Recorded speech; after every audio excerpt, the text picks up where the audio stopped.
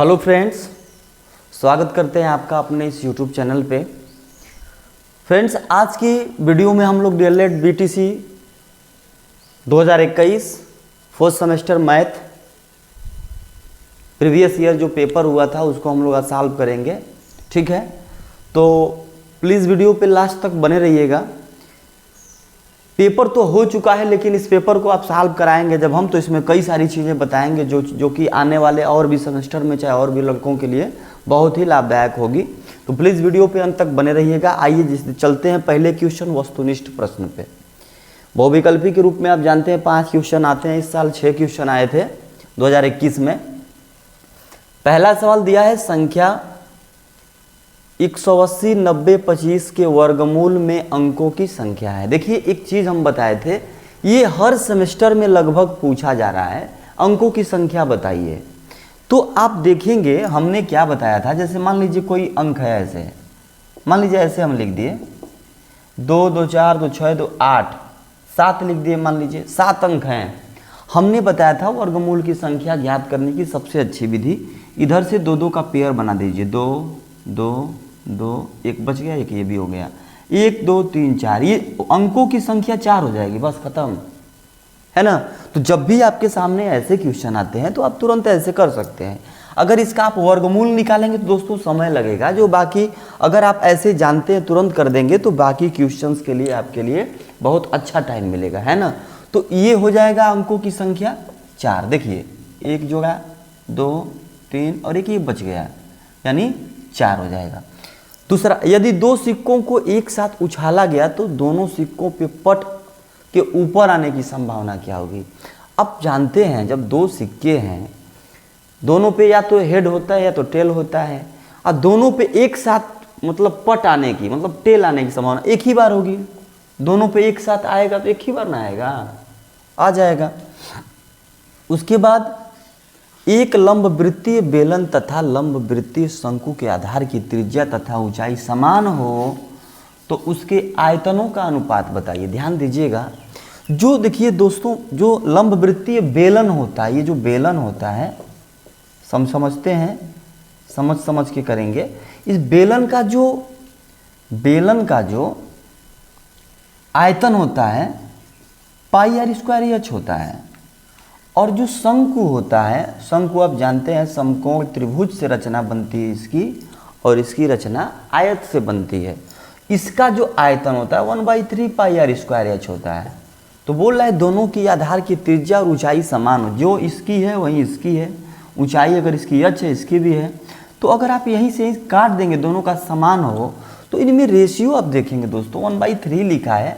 इधर अगर 3 करते हैं तो अगर ये 3 होता है तो ये 1 होता है, 3:1 होगा। लेकिन इसमें ऑप्शन में कहीं नहीं दिया है, क्योंकि 4 तो होगा ही नहीं, 2 तो होगा ही नहीं, 3 1 दिया है। इसमें जो आप मार देंगे, अब पता नहीं पीएनपी किसको सही माना है ना। तो ये क्वेश्चन हुआ, ऐसे इसको आप कर सकते हैं।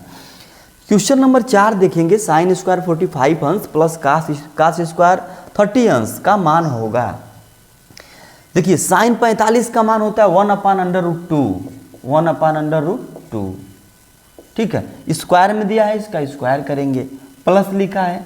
देखिए, cos 30 अंश का मान होता है √3/2, √3/2। देखिए, हर सेमेस्टर में ट्रिग्नोमेट्री से सवाल आ रहे हैं, 1 या 2 सवाल जरूर आते हैं।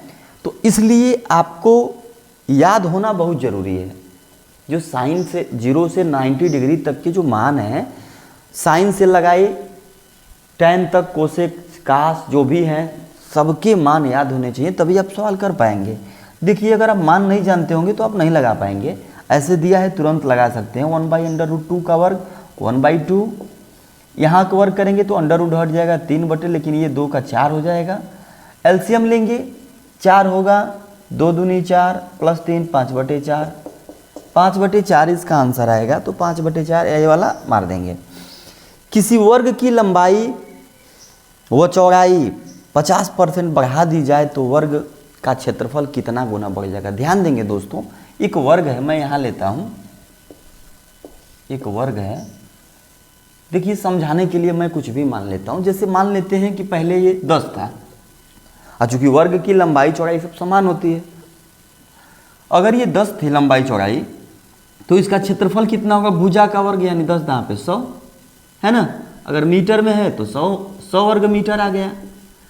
लेकिन बोल रहा है कि लंबाई और चौड़ाई को 50% बढ़ा दिया जाए। 10 का 50% आप कहेंगे 5, है ना। तो 10 से हम 15 कर दें इसको, अगर अब इसको हम 15 कर दिए, लंबाई चौड़ाई दोनों, तो अगर अब इसका वर्ग, इसका क्षेत्रफल निकालेंगे तो भुजा का वर्ग यानी 15 का वर्ग होता है 225। अब बोल रहा है कितना गुना क्षेत्रफल बढ़ जाएगा। आप देखिए पहले 100 था, अब 225 हो गया। कितना बढ़ा, आप कहेंगे 125 बढ़ा। किससे बढ़ा, 100 से बढ़ा। गुणे 100 करेंगे, प्रतिशत के लिए 100 कैंसिल, 125%। 125% की फ्रैक्शन क्या होती है, आप चाहेंगे तो 125% जो लिखे जाएगा, 125% को लिख सकते हैं 125/100, है ना। 125/100 अगर आप प्रतिशत में नहीं बदलते हैं तो लिख देंगे यहाँ पे 5, यहाँ से 25 से काटेंगे, 25 25 125, 25 चौको 100, 5/4 गुना। 5/4 गुना ऑप्शन में दिया है, या तो सवा गुना भी बोल सकते हैं। यहाँ पे आप भाग देंगे, 4 एकम 4, 4 दूनी 8, 4 5 20, सवा गुना 1.25, चाहे एक सही 1/4, है ना, सवा गुना बढ़ जाएगा, जो कि फ्रैक्शन के रूप में दिया है, भिन्न के रूप में 5/4। छठवां सवाल, कौन सी परिमेय संख्या 3/5 और 4/5 के मध्य नहीं आती है। देखिए ये सवाल को आपको समझना है तो आप ठीक बीच की परिमेय संख्या निकालना, मेरे लिस्ट में जाइएगा, प्ले लिस्ट में, वहाँ पे डिटेल वीडियो मिलेगी। यहाँ पे दोस्तों क्या करते हैं, जैसे ये हर 5 है, इसमें 10 भी दिया है, 30 के रूप में दिया है, ये भी 30 है, 30 के रूप में दिया है, तो इसको क्या किया जाता है कि 10 के रूप में बनाया जाता है। जैसे 5 दूना 10, 2 करेंगे गुणा, तो यहाँ पे 3 दूना 6 हो जाएगा, 6/10। तो 6/10 यहाँ से देखेंगे 7/10 भी उसके बाद आएगा, है ना, 7/10 आएगा। ऐसे ही 30 बनाने के लिए आप देखेंगे तो यहाँ 6 से गुणा करना पड़ेगा नीचे, 5 6 के 30 और 6 चौको 24, ये 24 से स्टार्ट हो रहा है। यहाँ से करेंगे तो 5 6 के 30 और 6 3 18, 18 से, लेकिन ये यहाँ 16 वाला दे दिया है, तो यही वाला नहीं आता है, ये वाला, है ना। बाकी चलिए आगे के लिए अति लघु उत्तरीय सवालों को हल करते हैं।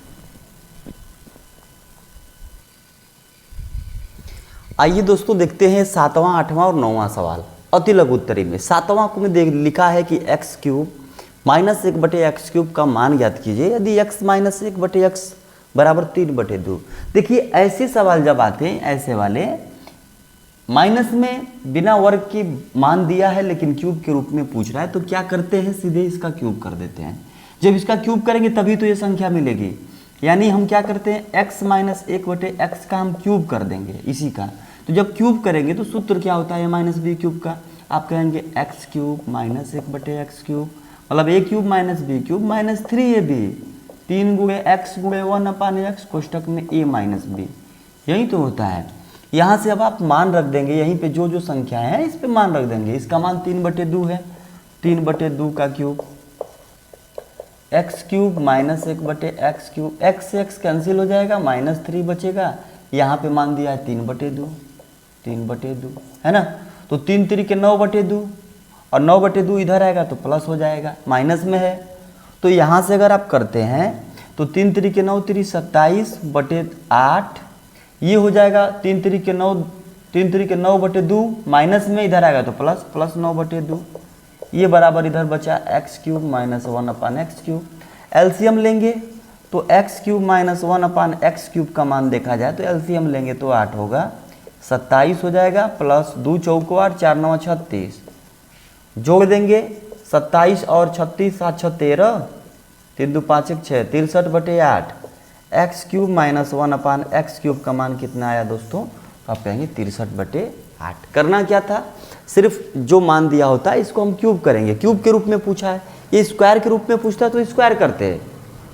अगर ये प्लस के रूप में मान दिया होता उसके लिए दो तीन स्टेप जाना पड़ता, प्लस में देता तो माइनस वाला सूत्र निकाल के माइनस वाली संख्या को हम पता करते, जब माइनस वाली आती ये वाली तब जाके हम क्या करते, जो है कि क्यूब करते, तब जाके क्यूब वाला आता।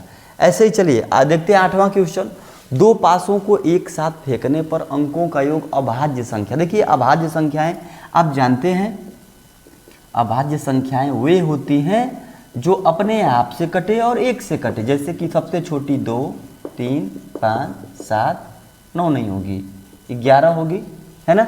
तो देखिए हमें अभाज्य संख्या होने का समुच्चय ज्ञात करना है। कैसे अभाज्य संख्याएं आएंगी? तो आप जानते हैं लूडो पे 6 तक अंक होते हैं केवल, उनके बीच 2, 3, 5 अभाज्य संख्या आएगी। लेकिन ऐसा लिखा है 2 पासों को एक साथ फेंकने पर अंकों का योग अभाज्य संख्या आने के लिए, यानी दोनों पासों को हम फेंकें तो 5 2 मिला के 7 भी आ जाए तब भी वो अभाज्य गिना जाएगा। इस तरह से देखा जाए, अगर एक बार 1 1 आ जाए तो 2 हो जाएगा अभाज्य संख्या, एक बार 1 और 2 आ जाए तब भी हो जाएगा 2 1 3, या एक बार 2 और 1 आ जाए, है ना। ऐसे ही अब 2 के साथ 3 के साथ देखा जाए, 3 2 5, हाँ 3 के साथ आ जाएगा, एक बार 3 आ जाए 2 आ जाए, एक फिर 2 आ जाए 3 आ जाए, देखिए 3 2 5 3 2 5, 2 1 3 2 1 3 1, ये सब बनता जा रहा है। अब 7 की बात किया जाए, 7 को बनाना हो तो 2 5 किया जाए, 2 5, है ना, फिर 5 2 7 बन गया, ठीक। इसके बाद 4 1 से बनाया जाए, 4 1 5 से बन जाएगा, 4 1 और 1 4 बनेगा कि नहीं बनेगा? आप कहेंगे बिल्कुल बनेगा। देखिए ये 1 1 से बनाया, अंकों का योग 2 आया, यहाँ पे 3 आया, यहाँ पे भी 3 आया, पहले पे 2 आ सकता है, दूसरे पे 1 आ सकता है, यहाँ पहले पे 1 दूसरे पे 2, है ना। इस तरह से बनाते जाएंगे तो 1 2 3 4 5 6 7 8 9, इसके बाद और कोई अब नहीं बनेगा, ठीक है, अब और कोई नहीं बनेगा। तो ये हो जाएगा टोटल समुच्चयों की संख्या 9 समुच्चय, ठीक, 9 हो जाएगा। अंक जो हम लेंगे वो 5 से ऊपर तो ले नहीं सकते, क्योंकि 6 अगर लेंगे तो 6 2 किलो करेंगे 8 हो जाएगा, जब 6 आ जाएगा एक ही पे तो फिर दूसरे वाले पे हम कैसे ऐड करेंगे, इसीलिए 5 तक ही जाएंगे, तो 9 समुच्चय होगा। चलिए 9वां क्वेश्चन दिया है, पृथ्वी से चंद्रमा की दूरी लगभग 38,400 किलोमीटर है, यदि पृथ्वी के चारों ओर इसका पथ वृत्ताकार है तो चंद्रमा की पथ की परिधि बताइए। देखिए ऐसे इसका चित्र मैं यहाँ बनाता हूँ, जैसे पृथ्वी है, ये चंद्रमा है, आप जानते हैं चंद्रमा पृथ्वी का चक्कर लगाता है, तो ये बोला है कि पृथ्वी से चंद्रमा की दूरी लगभग इतना है, यहाँ से इसकी जो चंद्रमा है इसकी जो दूरी है 38,400 किलोमीटर है ना। तो बोला यदि पृथ्वी के चारों ओर इसका पथ वृत्ताकार हो, आप देखिए अगर पृथ्वी के चारों तरफ इसका पथ अगर वृत्ताकार हो तो इस बोल रहा है चंद्रमा को जितना दूरी पे है इसको घूमने में कितना, क्या लिखा है, तो चंद्रमा के पथ की परिधि बताइए, जो चंद्रमा घूमेगा ऐसे पूरा इसी की परिधि बताइए। तो आप देख ही रहे हैं त्रिज्या ये हो गई r, इसी से किनारे किनारे घूमना है तो यहाँ से यहाँ तक त्रिज्या हो गई, बस यहाँ पे सीधे सीधे रख देंगे मान, तो निकालेंगे जब परिधि इसका, तो परिधि का सूत्र क्या होता है दोस्तों, हम बोले 2πr, है ना, चाहे पाई इंटू डी, व्यास गुणे पाई, पाई में ही मान निकालते हैं, पाई इंटू 2 इंटू आर का मान दे दिया है 38,400।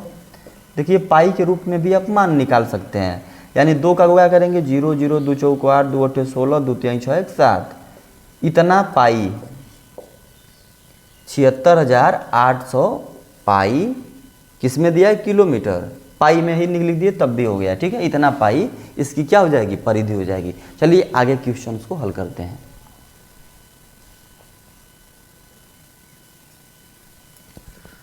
आइए दोस्तों देखते हैं, ये अति लघुत्तरी के 2 क्वेश्चंस और बचे हैं, इसके बाद हम लोग लघुत्तरी वाले करेंगे। तो 10वां क्वेश्चन में लिखा है गुणनखंड कीजिए। गुणनखंड किसका करना है, 24 - 3a² - 34 है। इसको देखिए उल्टा लिखा है, जानबूझ के थोड़ा सा घुमाने के लिए। आप जानते हैं सबसे बड़ी जो घात होती है पहले लिखते हैं, अचर राशि के साथ मिक्स वाले को बीच में, अंकों को किनारे, है ना। तो इसको अगर हम पहले लिखेंगे तो क्यों पहले माइनस लिखें, पहले प्लस लिखते हैं, तो माइनस से गुणा कर दें सब में, तो ये प्लस हो जाएगा, यानी 3a² हो जाएगा, ये वाला माइनस है भी प्लस हो जाएगा, जब माइनस से सब में गुणा होगा तो प्लस 34 लिख देते हैं पहले, लास्ट में अंक को, अब ये अंक पहले प्लस में था, माइनस से गुणा किया तो -24 हो गया। अब आप देखेंगे मैंने बताया था कि जो दोनों अंक होते हैं आपस में गुणा होता है, 24 × 72, और 72 के ऐसे 2 गुणनखंड करिए, गुणा करने पे 72 आए और जोड़ने पे 34 आए, तो आप कहेंगे 36 दूना 72, यानी 3a² + 36a - 2a। अगर हम 36A में से 2A घटाएंगे तो 34A ही बचेगा, मान में परिवर्तन भी नहीं होगा। और जब गुणा करेंगे तो 36 दूना 72, ये प्लस माइनस माइनस 72, ये भी माइनस है, प्लस 24 यहाँ 72, यानी हमारा चीज़ सही है। -24 लिखेंगे, बस गुणनखंड करना है, मान नहीं निकालना। अब क्या करते हैं, 2 का पेयर बनाते हैं, जो कामन होगा कामन ले लेंगे। 3A कामन लेंगे तो A बचेगा प्लस 12 बचेगा, -2 लेंगे तो A माइनस 12 दूना 24, 12 बचेगा, A प्लस 12 बचेगा, है ना, क्योंकि माइनस बाहर कामन ले लिया है तो प्लस माइनस का माइनस हो जाएगा।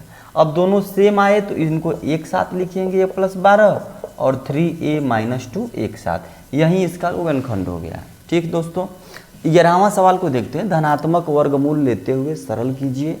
वर्गमूल लेना आप जानते हैं, 400 किसका होता है, आप कहेंगे 20 का होता है जी।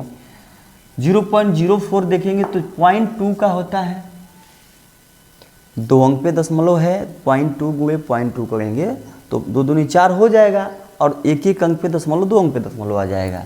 ऐसे ही प्लस इसको किया जाए तो 6 अंक पे दशमलव है तो 3 अंक पे हो जाएगा, यानी 0.002, है ना। अब इसको हम लोग क्या करेंगे, जोड़ लेंगे, तो जब जोड़ेंगे तो 20.202, ये हमारा आंसर होगा। ऐसे जोड़ते हैं, ये 20 है, दशमलव आगे बढ़ा देते हैं 0, क्योंकि दशमलव के बाद 0 का कोई मतलब नहीं होता, ये 20 ही है। 0.2 है तो यहाँ दशमलव के सामने लिखेंगे 0.2, 00 भी लिख सकते हैं। ये 0.002 जब जोड़ेंगे दोस्तों तो 20202, 20.202, ये हमारा आंसर आया। ठीक, 12 चलते हैं लघुत्तरीय प्रश्न में, ये आएगा अब, ये लघुत्तरीय प्रश्न। ठीक है, यहाँ देखेंगे लिखा है विद्यालय की बास्केटबॉल की टीम की 10 मैचों द्वारा प्राप्त अंक निम्नलिखित हैं, चाहे निम्नवत हैं, 10, 12, 8। ये बास्केटबॉल की टीम है, उनके द्वारा ये अंक मिले हैं। कोई टीम, पहली टीम 10 पाई है, कोई 12, कोई 8। तो बोला इसकी माध्यिका बताइए। देखिए दोस्तों, आप जानते हैं माध्यिका करने के लिए क्या करते हैं, जो ये आंकड़े होते हैं इनको हम लोग आरोही या अवरोही क्रम में लिखते हैं। तो हम लिखते हैं आरोही क्रम में। आरोही क्रम मतलब बढ़ते क्रम, पहले सबसे छोटा वाला, उससे बड़ा, उससे बड़ा, ऐसे। तो सबसे छोटा 8 है, 9 है, 10, 11, 12, 13, 14 नहीं है इसमें, 15 के बाद 18, 18 के बाद 19, 19 के बाद 22। देखिए कितने अंक हैं, 1 2 3 4 5 6 7 8 9 10, और यहाँ पे भी 3 3 6 3 9 1 10 अंक हो गए टोटल। देखिए अब क्या करते हैं, जब हम लिख लेते हैं आरोही क्रम में तो हमें माध्यिका निकालने के लिए देखते हैं अंकों की संख्या कितनी है।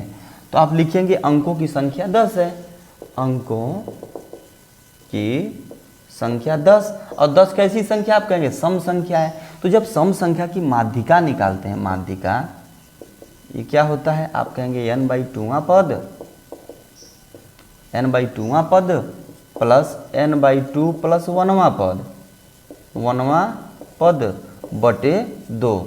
जब आप n/2वां पद करते हैं, 10/2 मतलब 5वां पद, n के जगह पे 10 रखेंगे तो 5वां पद प्लस n/2 मतलब 5 प्लस 1 6वां पद, 6वां पद बटे 2। अब 5वें नंबर पे देखिए क्या है, 1 2 3 4 5, 12 है और ये 13 है। देखिए दोस्तों सिंपल होता है, माध्यिका निकालना ऐसे भी आप कर सकते हैं। टोटल अंक कितने हैं, 10, सबसे बीच वाला चाहिए। अगर 11 होते तो 5 अलग करते, 5 अलग, बीच वाला 11वां हो जाता। लेकिन जब सम संख्या है तो 4 को अलग किया, 4 को इधर अलग किया। देखिए 1 2 3 4 और 1 2 3 4, 2 बचे, इन दोनों को जोड़ के 2 से भाग दे दीजिए, जैसे एवरेज निकालते हैं। 12 13 जोड़ेंगे तो 25, 25 का 2 से भाग देंगे 12.5। वही चीज़ यहाँ पे आएगा, 5वां पद 12 है और 6वां पद 13 है, बटे 2 करेंगे, 25/2। और 25/2 का मतलब 12 से ही 1/2, चाहे 12.5। ठीक है, 12 दूनी 24, 1 25। तो आइए चलते हैं लघुत्तरी के क्रम में और 12 से आगे के क्वेश्चन की तरफ।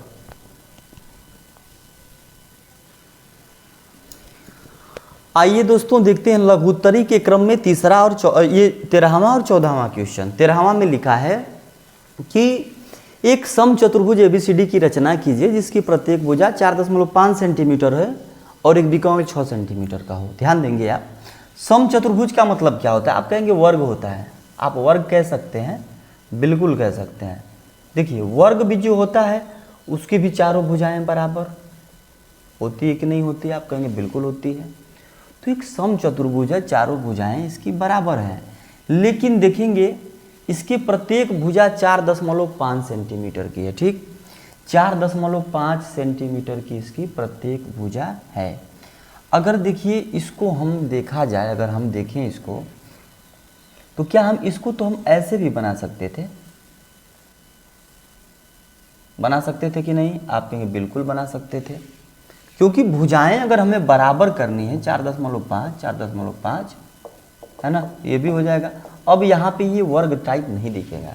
देखिए एक वर्ग समचतुर्भुज होता है, इसमें डाउट नहीं है, क्योंकि वर्ग का मतलब ही है चारों भुजाएं बराबर हो, है ना, लेकिन 90 अंश का कोण बनाते हो, है ना। तो ऐसे प्रत्येक भुजा लिखा है 4.5, हमें जब रचना करनी होती तो क्या करते हैं, पहले इंचल से फीट से जो होता है 4.5 की एक रेखा खींचते हैं। ठीक, ध्यान देंगे आप, 4.5 की एक रेखा खींचेंगे बिंदु ए से, भाई ए भी रख देते हैं नाम इस रेखा का, बिंदु ए से 4.5 की ही दूरी लेके यहाँ से एक चाप लगाएंगे ऊपर की तरफ। ठीक, वही चाप बी से भी लगाएंगे। ठीक, अब चूंकि चारों भुजाएं बराबर हैं 4.5, तो ये तो पता नहीं है कि यहाँ वो बिंदु है कि यहाँ है कि यहाँ है कि कहाँ है। इसके लिए ही बिकोण देता है, बिकोण दिया है 6 सेंटीमीटर। अगर एक बिकोण हम 6 सेंटीमीटर मान लेते हैं, यहीं से मान लेते हैं, ये वाला बिकोण ऐसे तिरछा होगा ना, ए बी सी डी ऐसे होगा। अगर हम तिरछा मान लेते हैं ऐसे, यहाँ से 6 सेंटीमीटर, तो ये 4.5 था, ये भी 4.5। यहाँ से 6 सेंटीमीटर का जब हम चाप लगाएंगे तो ये जिस बिंदु पे काटेगा, है ना, इसी बिंदु को इससे क्या करेंगे, मिला देंगे। ठीक, और जब यहाँ मिला देंगे, यहाँ से हम 4.5 का चाप लगाएं तो फिर यहाँ से 4.5 का चाप लगा काट देंगे, ये बिंदु यहाँ से मिला देंगे, अब इसको इससे मिला देंगे, ये बन जाएगा समचतुर्भुज। समचतुर्भुज बन जाएगा। बोला था ये वाला बिकोण हमने अभी मारा जो चाप, कितने का मारा, 6 सेंटीमीटर का, 6 दिया था ना, 6 सेंटीमीटर का। ये भुजा 4.5, तो ये भी 4.5, ये भी 4.5, ये भी 4। बोला इसकी लंबाई बताइए, इसकी आप नाप लेंगे, बिना नापे नहीं कोई कर सकता है। आप जब रचना करेंगे नापिएगा, लगभग 7 कुछ आएगी, है ना। चलिए 14वां में चलते हैं। लिखा है चित्र में एक राजकीय भवन दिया गया है, ये भवन दिया गया है, ठीक है। इसके सड़क को बिंदुदार भाग से दिखाया, ये बिंदुदार भाग है, ये सड़क है, समझिएगा, ये पूरी सड़क है ना, राजकीय भवन है, ये पूरी सड़क है। लिखा है सड़क को बिंदुदार भाग से दिखाया गया है। सड़क की चौड़ाई 2 मीटर है। सड़क की जो चौड़ाई है हर जगह 2 मीटर है, यहाँ पे भी 2 मीटर है, यहाँ भी 2 मीटर है, ये भी जो चौड़ाई है सब 2 मीटर है, 2 मीटर है ना। ये मत देखिएगा कि यहाँ चौड़ा लिखे हैं, यहाँ पतला बनाए हैं, फिगर बनाए हैं, आप समझ लीजिएगा। ठीक,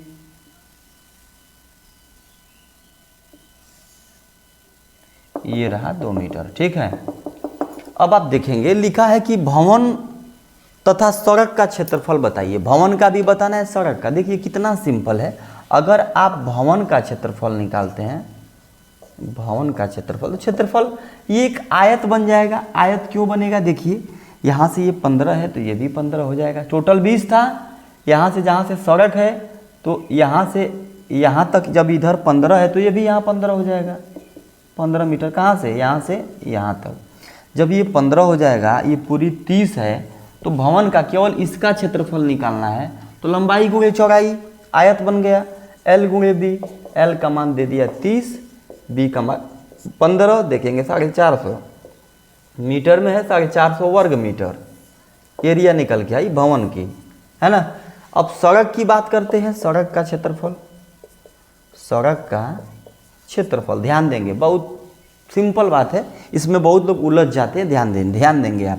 ये बताइए दोस्तों, अगर टोटल 20 है यहाँ से यहाँ तक और इतना दूर में 15 है, तो ये कितना रहा होगा, आप कहेंगे 5। अरे यहाँ से यहाँ तक 20 करना है, पूरा यहाँ से यहाँ तक, इतना दूर 15 हो गया, मात्र से यहाँ 20 दिया है, तो इसका मतलब ये 5 बचा। जब ये 5 बचा तो अगर इसको हम यहाँ मिला देते हैं, ध्यान दीजिएगा, इसको हम मिला दिया, हमने इसको भी मिला दिया। अगर इन दोनों का क्षेत्रफल निकाला जाए तो सेम होगा, क्योंकि यहाँ से यहाँ तक ये भी 5 हो जाएगा, इतना दूर। जब ये 15 है, ये 5, तभी तो टोटल मिला के 20।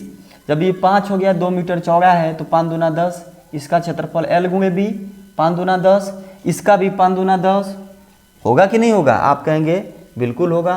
L गुणे बी प्लस L गुणे बी, मतलब पहले इसका लिए 1 नंबर का, इसका 2 नंबर, इसको हम 3 नंबर रख देते हैं। ये 1 नंबर है, ये 2 नंबर है, 3 नंबर का अगर रखेंगे तो आप इसमें ध्यान देंगे। अब इसमें आप देखेंगे रोड की चौड़ाई तो 2 मीटर है ही, लेकिन ये लंबाई की बात किया जाए तो टोटल 30 था, टोटल 30 था। तो 2 मीटर इधर से निकल गया, 2 मीटर इधर से, बचा कितना? आप कहेंगे 4 निकल गया, 26 बचा, यानी यहाँ से यहाँ तक 26 होना चाहिए। और 26 मीटर ये हो गया लंबा, 2 मीटर चौड़ा रास्ता, 26 दूना 52, यानी L गुणे बी यहाँ पे भी करेंगे तो इसको करेंगे 26 दूना 52, इसको करेंगे 5 गुणे 2, इसको करेंगे 5 गुणे 2, सब जोड़ देंगे 10 प्लस 10 प्लस 52, टोटल हो गया 72 वर्ग मीटर, जो सड़क का हो जाएगा 72 वर्ग मीटर। ध्यान देंगे, आप ऐसे भी कर सकते थे। देखिए टोटल का करिए, अगर यहाँ से यहाँ तक 5 है ना तो सबका निकाल दीजिए, ऐसे भी निकाल सकते हैं, ऐसे सबका निकाल दीजिए। 5 चौड़ाई और 30 क्या है? लंबाई, तो 3 × 5 = 15, 150 इसका क्षेत्रफल आ गया। लेकिन ये वाला भाई तो खाली है, ये वाला खाली है। अब इस खाली वाली का निकाल दीजिए। अब खाली वाले का निकालेंगे तो आप देखेंगे टोटल यहाँ से यहाँ तक 5 है, बीच में 2 का रास्ता, यानी ये बचा 3। जब ये 3 बचा और ये लंबाई की बात किया जाए तो टोटल था 30, 2 4 निकल गया, बचा 26, है ना? तो 26 गुणे 3, 26 तियाँ कितना होता है? 78। तो 78 इसमें से घटा दीजिए, अब जो बचेगा वही आंसर होगा। 10 में से 8 गया 2 और 14 में से 7 गया 7, 72 तब भी आया आपका, है ना? 72 तब भी आया। चलिए इसी क्रम में अब हम लोग चलते हैं, कुछ आगे वाले क्वेश्चंस को देखते हैं।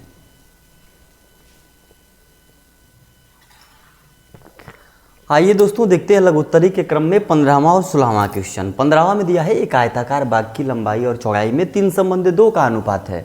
यदि बाग का क्षेत्रफल 600 वर्ग मीटर हो तो उसकी लंबाई और चौड़ाई ज्ञात। देखिए लंबाई चौड़ाई में अनुपात दिया है, लंबाई और चौड़ाई में जो अनुपात दिया है वो 3:2 दिया है। मान लेंगे, माना लंबाई 3x और चौड़ाई 2x, तो चूंकि जो क्षेत्रफल होता है, एरिया होती है L × B, यानी 3x × 2x, तो गुणा करेंगे 6x²। और ये जो क्षेत्रफल आया इनके अनुपातों का, अगर हम क्षेत्रफल निकालें तो कितना आया? 6x²। और इसी का मान दिया है कि क्षेत्रफल कितना है? 600 वर्ग मीटर, यानी 6x² बराबर 600। तो 6 से काटेंगे 100 बार में, x की वैल्यू आ जाएगी 10, है ना? x² बराबर 100, तो x बराबर आप कहेंगे 10, क्या 10 मीटर। तो 10 मीटर इसका x का मान आया। तो लंबाई और चौड़ाई पूछ रहा है, तो लंबाई कितना माना था? 3x, तो लंबाई हो जाएगी 10 × 30 मीटर। चौड़ाई माना था 2x, तो 10 दूनी 20 मीटर, है ना? 16वां को देखा जाए, 16वां क्वेश्चन में ABCD एक समांतर चतुर्भुज है, देख रहे हैं आप, ABCD समांतर चतुर्भुज है। CF लंब है AB पे, CF लंब है AB पे, और इसी तरह BG लंब है AD पे। तो दोस्तों इसमें आप जानते हैं, अगर इसमें आप AD का BG में गुणा करेंगे, ये AB का CF के साथ जो कॉम्बिनेशन होगा यही होगा, क्योंकि समांतर। देखिए AB का ये AD का BG में करेंगे, उसी तरह AB का CF में करेंगे तो इसके बराबर होगा। और चूंकि पहले में कंडीशन दिया है AB बराबर 16, AD बराबर इतना, CF BG बताना है, तो BG यहाँ से आप निकाल सकते हैं। BG निकालेंगे तो ये AB × CF बटा AD आ जाएगा। मान रख दीजिए, AB का मान दिया है कितना? BG का ये लिखा AB का मान पहले में दिया है 16, ये पहले हम लोग हल कर रहे हैं, पहला वाला 16 दिया है, और CF का मान 10 दिया है, बटे AD का मान 12 दिया है। काट देंगे, 4 × 12, 4 × 4 = 16, 10 × 4 = 40 बटे 3, यानी 13 × 3 = 39, 1 40, 13 × 1 बटा 3 इसका मान आया। ठीक ऐसे ही अगर दूसरा बात किया जाए, दूसरा इसकी बात किया जाए, फिर इसी पे रखेंगे। यहाँ से अगर हम AB निकालना चाहें, इसमें AB पूछ रहा है, जब AB हम निकालेंगे दोस्तों तो AB का मान क्या होगा? इसके बटा में ये आ जाएगा, यानी AD × BG बटा CF। यहाँ से दूसरे में कंडीशन दिया है, AD का मान 10, BG का मान 12, CF दिया है कितना 8, काट दीजिए 4 दूना 8, 4 तिहाई 12, 2 पचे 10, 5 तिहाई 15, तो इसका मान क्या आ गया 15। आइए चलिए एक दो सवाल और बचे उनको भी हल करते हैं।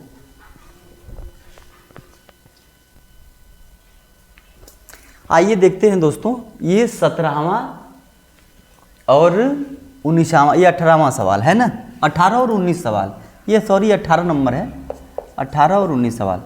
लिखा है tan 90 डिग्री बराबर tan 30 प्लस tan 60 अपान 1 माइनस tan 30 इंटू tan 60। ठीक है, आप जानते हैं दोस्तों tan a प्लस b का मान होता है tan a plus tan b upon 1 minus tan a into tan b। उसी के रूप में इसको सिद्ध करना है कि बताइए, सिद्ध करिए क्या ये इसके बराबर है। अगर आप लेफ्ट हैंड साइड की बात करें दोस्तों, लेफ्ट हैंड साइड की tan 90 का मान क्या होता है, नॉट डिफाइन, है ना, निर्धारित नहीं किया जा सकता है, नॉट डिफाइन। इधर का मान देखते हैं, क्या इधर के मान को हम निर्धारित कर सकते हैं, तो देखेंगे tan 30 अंश का मान होता है 1 अपान √3 प्लस tan 60 अंश का मान होता है √3, नीचे लिखेंगे 1 माइनस, फिर वही बात 1 अपान √3 इंटू में है इंटू √, देखिए कट जाएगा 3 से 3, आप डायरेक्ट यहीं से देख सकते हैं 1 माइनस 1 0, और किसी चीज़ की घात 0 हो गई, मतलब 1 प्लस √3 अपान √3 है ना, 1 प्लस ये लिखा था 1 अपान √3 प्लस √3 बटे 1 माइनस 1, इसका मतलब मान जब 0 आ गया तो इसको हम खुद निर्धारित नहीं कर सकते, कैन नॉट डिफाइंड, ठीक ना, CND कैन नॉट डिफाइंड। ये भी हो गया, ये भी लिख सकते हैं लेफ्ट हैंड साइड बराबर राइट हैंड साइड। ठीक है दोस्तों, ये मान आप याद जरूर करेंगे, बिना मान याद किए आप क्वेश्चन को परीक्षा में सॉल्व नहीं कर सकते हैं।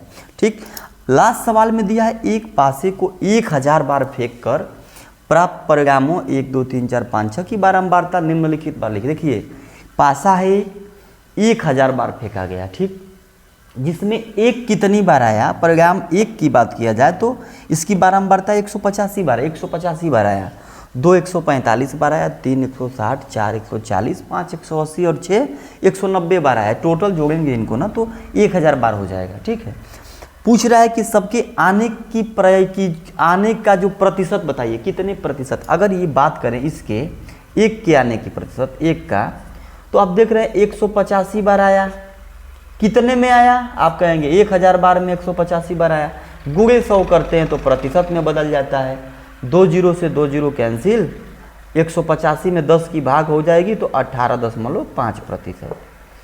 इसकी बात किया जाए तो 145 बार आया, कितने में आया, आप कहेंगे 1000 बार फेंकने में आया, गुणे 100 करेंगे प्रतिशत में बदलने के लिए, 2 0 से 2 0 कैंसिल, 145 में 10 की भाग जाएगी 14.5।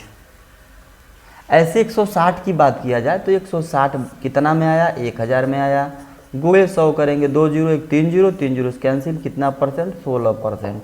ऐसे इसको करेंगे 140 बार 4 आया, कितने बार फेंकने पे आया, 1000 में 140 आया, गुणे 100 करेंगे प्रतिशत के लिए, 2 1 3 0, 3 0 कैंसिल, 14%, है ना।